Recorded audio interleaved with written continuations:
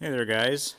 Today we're working on our T650 Bobcat track loader, and it's in the shop here because we are trying to adapt a broom that we purchased to it. We picked up this 84-inch Vernig broom this year.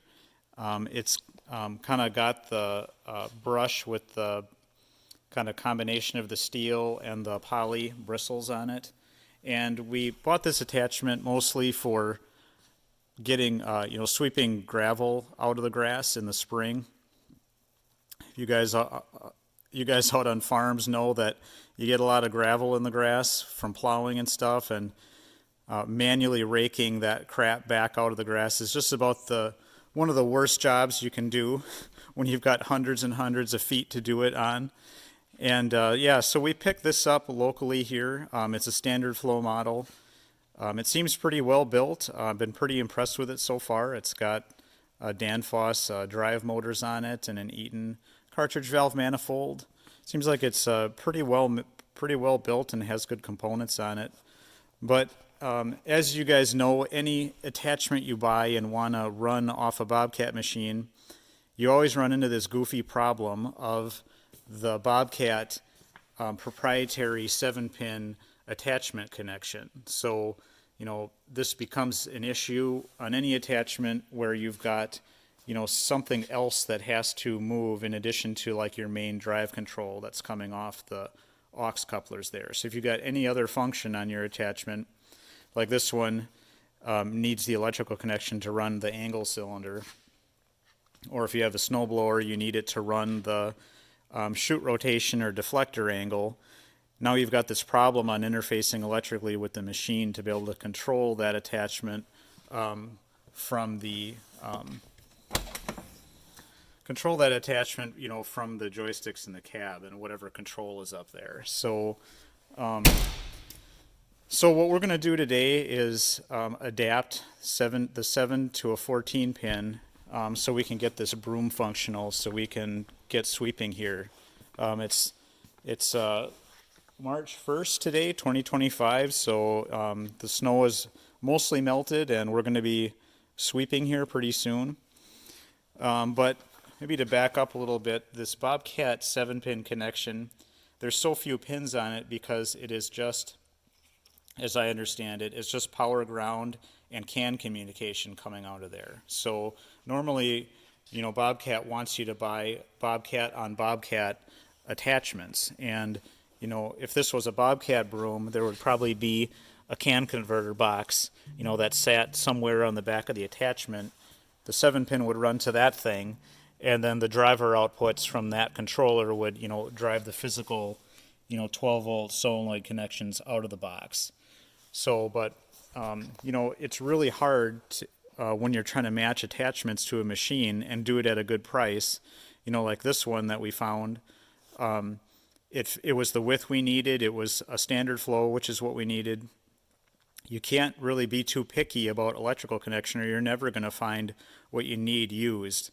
What we're going to do here today is we're going to adapt to the 14 pin, and this electrical connector here on the attachment, this 14 pin is pretty much what all the other manufacturers use. So like on a Cat or a Deere, you would just plug this right into the machine. So what we need to do today is adapt to the 7 to the 14 pin.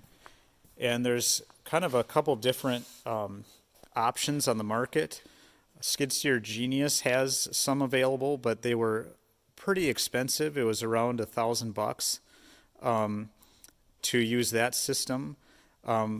Before I talk about this one, I should also mention there is a Bobcat system you can buy. I don't know about these newer T models here, but like on the S205 and S250, there's a kit you can buy that taps into the CAN connections back here over the battery, and then it mounts like a CAN controller back on the inside of the frame there near the engine accessory drive. And then there's a 14-pin harness that runs out the left loader boom lift arm out to the attachment connection here to run the 14 pin. But that is also, when I did some shopping for it at the dealer here, it was a really expensive kit, well over $1,000. And that just wasn't worth it for what we paid for this attachment. So the least expensive solution I could find was the skid steer electronics. I don't know if this is the same as Skid Steer Genius and this is maybe an older model or something. But anyway, I got this off Fleabay for less than $500, and I think this should work. It has the 7-pin connection on one side, and then they give you a 14-pin connector, and then they leave everything unpinned so you can kind of pin it how you need. And it has a ground, and then it has 4 outputs on it.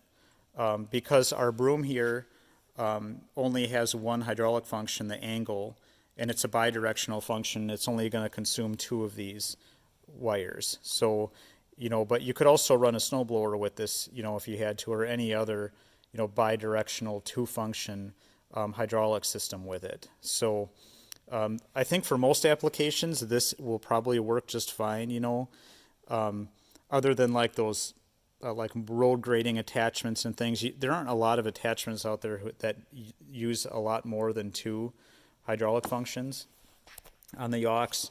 So we are going to go through the process of wiring this thing in today, and I'm going to get going on the installation, and I will follow up here once we've made some progress on the install. All right, so we got this converter box here connected, guys, and in the instructions it says that the blue and the white wires are the functions that are powered when you move the roller on the joystick on the right-hand joystick. So I just have test lights hooked up to those, and then both of them connected to ground, just so we can make sure this thing that the instructions are correct and it's doing what we want. So we're just going to get in the machine here and make sure this is doing what we want. So we're just going to key on here. We're not going to start it. And we're going to enable. And then we're going to put the angle broom here control on this roller. So if I push up, it's supposed to light up the blue one, which is the left light bulb there, and if I push down, it's supposed to light up the white one, which is the right one. So if I go up, down,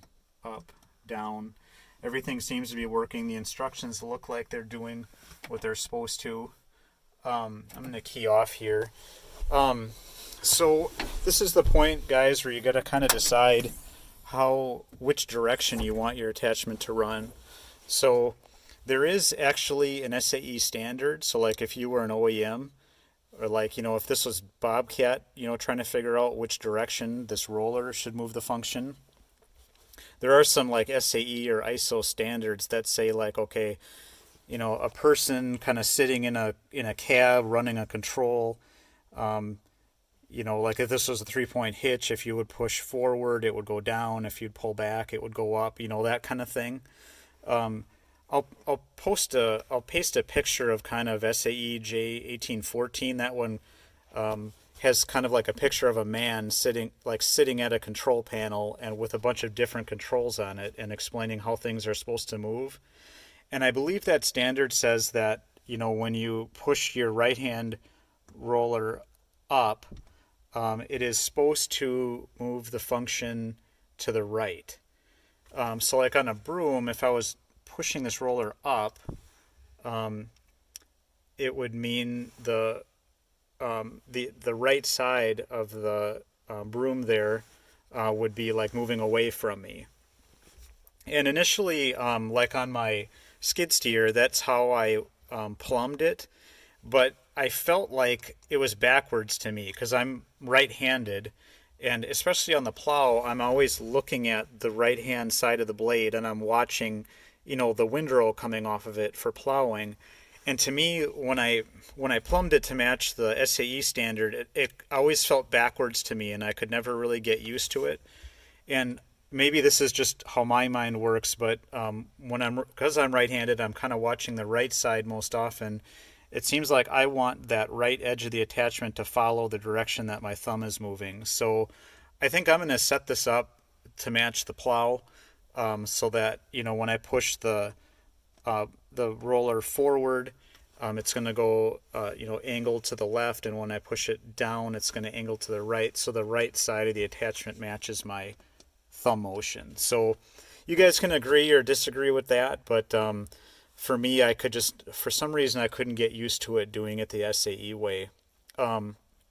So the next step then here, guys, is to figure out, okay, which one of those solenoids is left and right on the block. So we're going to try to figure that out next, and I'll be back in a second here.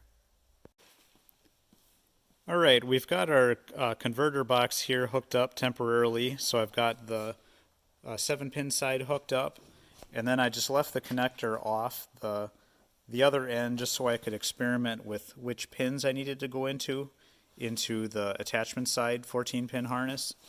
So this one has kind of like this intermediate jumper between the 14-pin and the rest of this harness, and there's a lot of wires in it, and there were 5 pins populated in this connection, so I was kind of worried that maybe the grounds were separated out in here and I would have to do some cutting and resoldering.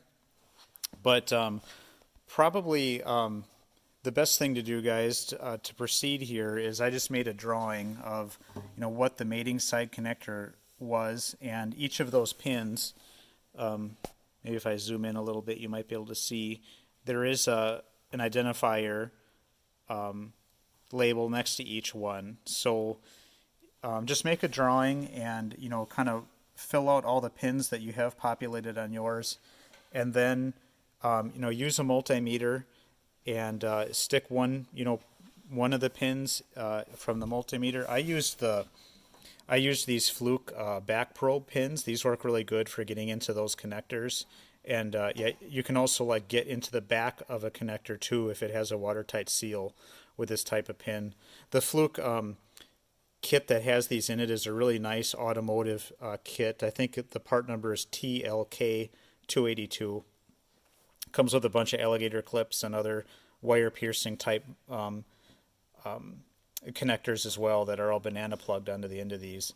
But anyway, take one end of your multimeter connection there, probe into each of these pins, and then come down here and disconnect your Deutsch connectors on your attachment side here and figure out which pin is mapping to which color wire. So that was kind of my diagram that I made here, and then when I actually started ringing out the connections, some of these there's no connection on them anyway.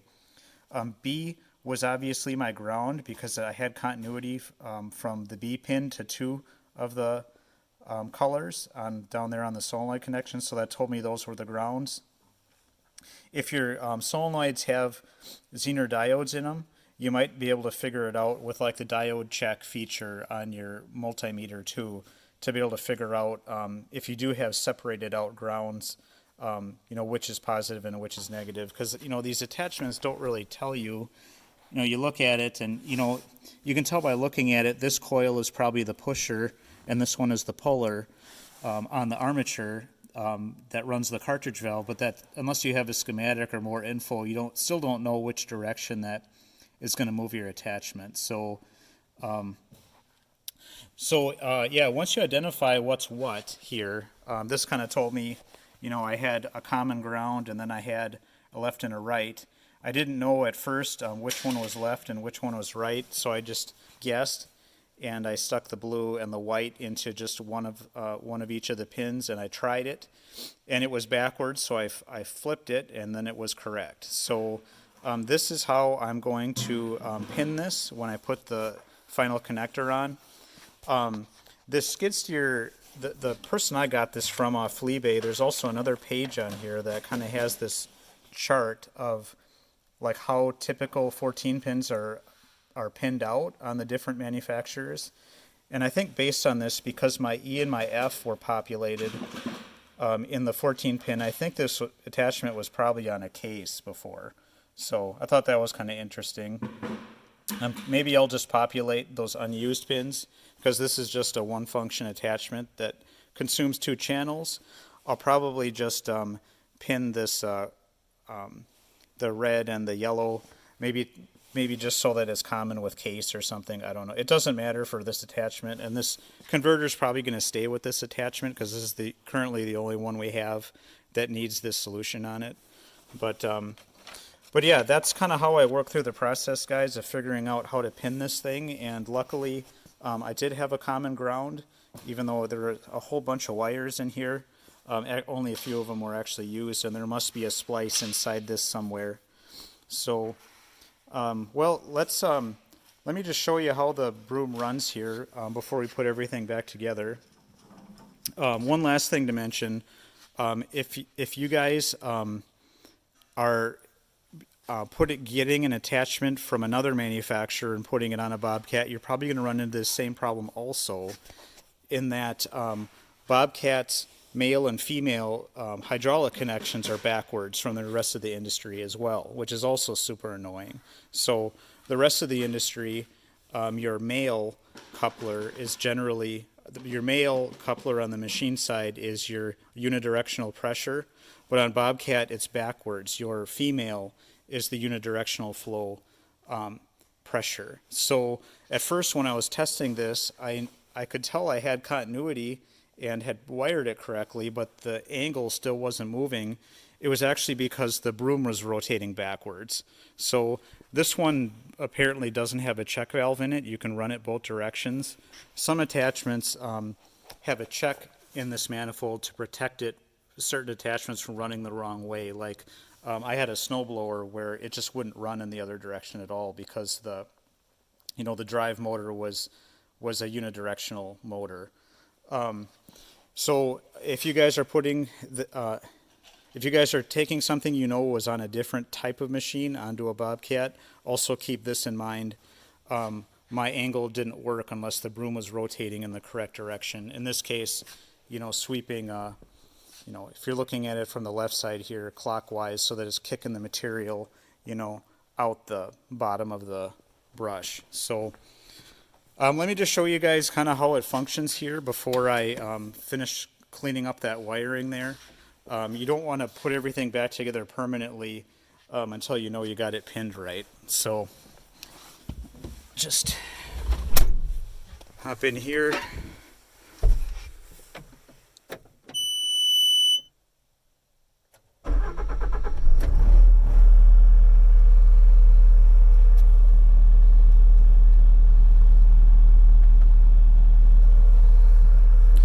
Lift her off the ground just a little bit here.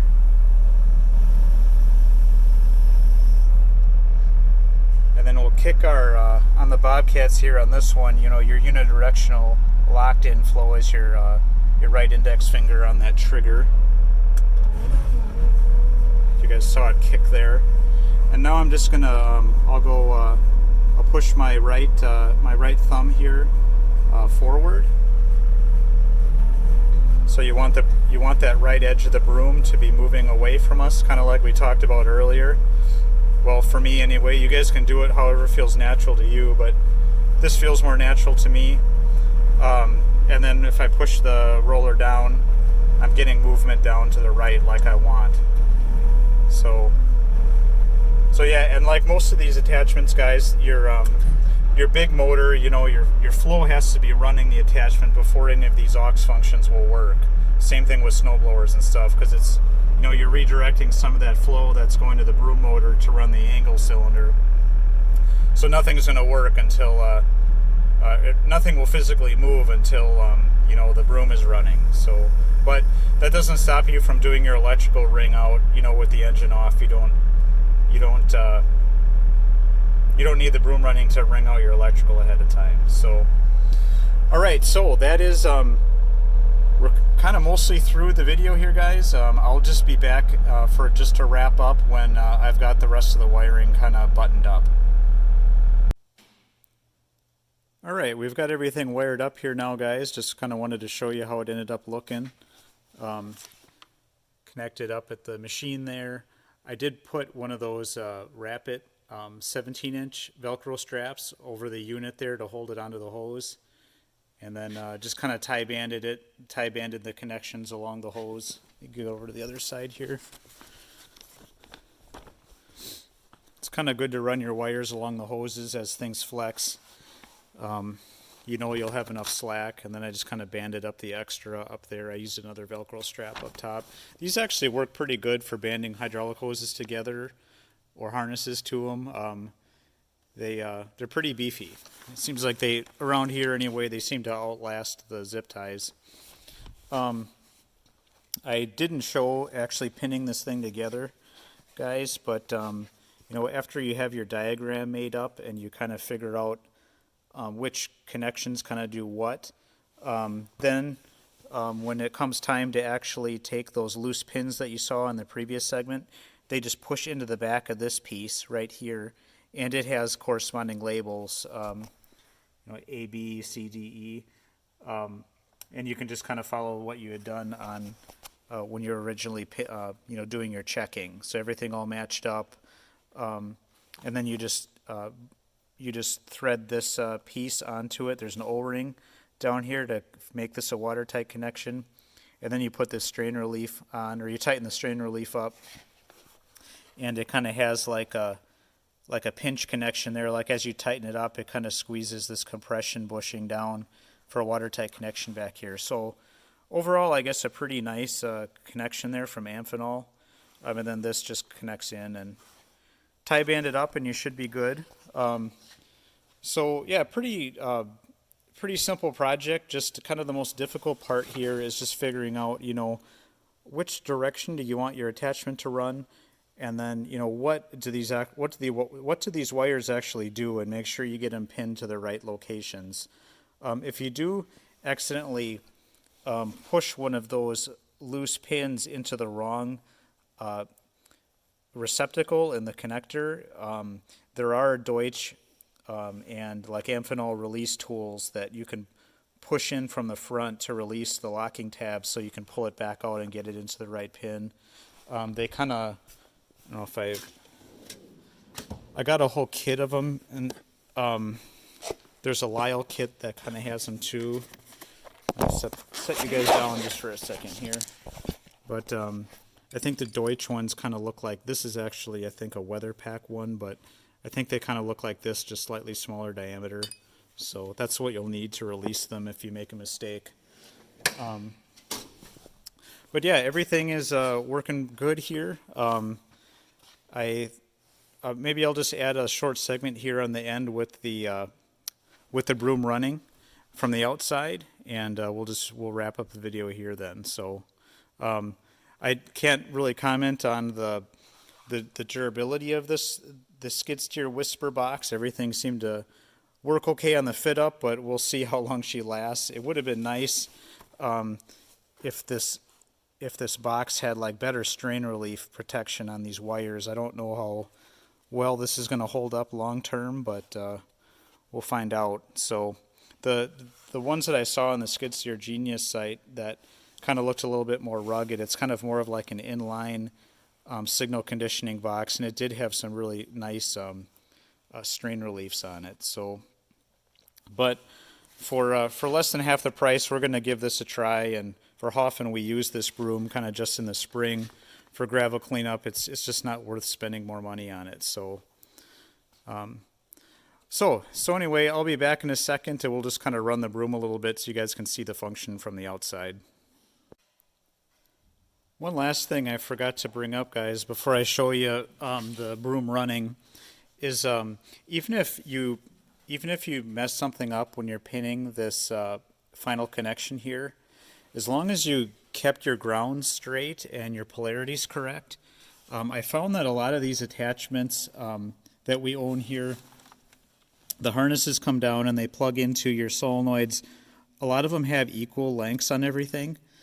So you can kind of mix and match them after the fact. So like on my snowblower, for example, I didn't like how the functions were mapped to the joysticks on our Deere skid steer, and I was able to go down here and just kind of reverse these connections. So as long as your grounds and positives are all in order, you can kind of make some last minute adjustments right down here on the harness too. So if you guys find that something's operating backwards after you get everything back together and you don't have a a tool or you've got it all banded up nice, you don't want to mess up what you just finished, that's maybe a last ditch option too, is to kind of reverse them at the solenoids. So yeah, so after this here, guys, I'll just include a short segment of the broom running and angling. And thanks for watching the video, everyone. Have a good day.